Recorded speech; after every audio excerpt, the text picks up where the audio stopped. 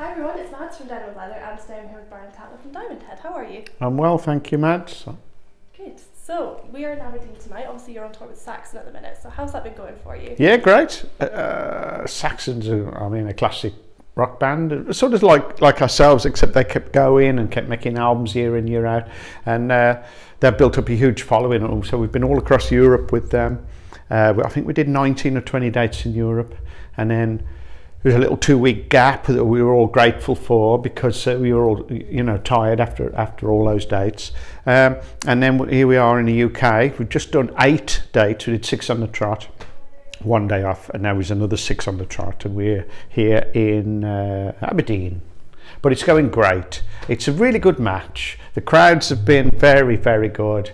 So, we're visiting places that, in some cases, I've played before, like Blackburn last night, and we played here before, but not for a long time. It's 15 years since we played this venue. Yeah, we're doing what we can to keep the band rolling forward, and great. Yeah. And speaking of that, are you sort of planning any new music for fans soon? We are, because of the COVID gap, where we couldn't do anything when we probably didn't play for a good 18 months. I figured, okay, the best thing I can do with my downtime, spare time, is write some songs.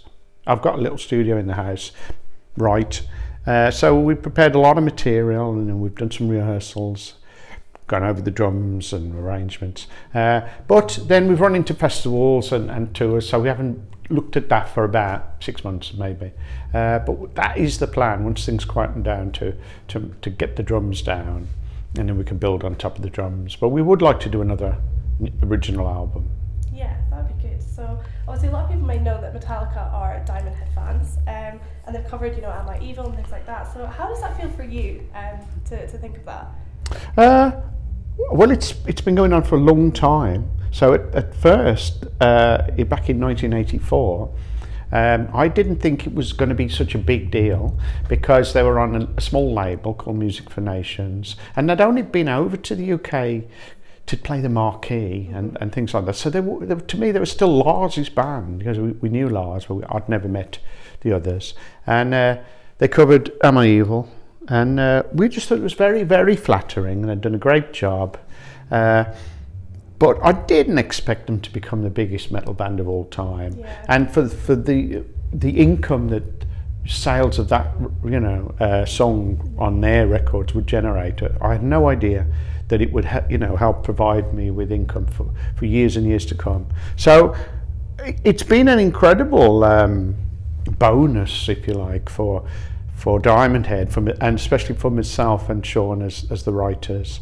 But we still play Am I Evil live, and it still goes down. And I think people don't care if they got into Diamond Head through Metallica, as long as they got there in the end, So a lot of people know that song through Metallica, and it doesn't bother me in the slightest. It's just a good song, and it's incredible that it's lasted the test of time, over 40 years old, and people still seem to love it. So I'm lucky to have a song like that in the set, and we also do it with Prince, and It's Electric and Helpless. So the 4 songs that Metallica covered are a big part of our set, obviously. They would be, wouldn't they? It'd be daft not to. Be churlish to say, oh no, we're not going to rely on those. Right. So did you ever imagine that, after all these years, you'd still be playing live and still have fans coming out to see you all the time? Not really. That's what you dream about when you're 16. You want to be Led Zeppelin or Deep Purple or something like that. But I used to think that unless you become huge, like a Black Sabbath, and you end up making 10 albums and touring the world, I always thought that we had our shot at the big time, and if you don't achieve that, you will fall by the wayside, because of course who's paying for the records and the touring and all that. And I didn't realise you could sort of have a career like we've had, ups and downs, hard work, but we didn't sell millions of records, and yet here we are, still rocking and rolling. So, but I didn't know that was possible, and I think a band like the Stones have set the template that you can do rock and roll forever till you drop, really.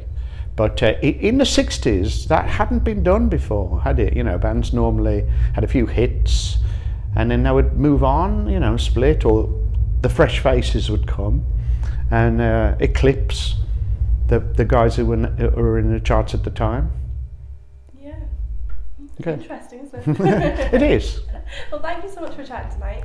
Enjoy your set as well. Thank you. And guys, make sure you check out Diamond Head and come back to Down on Leather for more. Bye.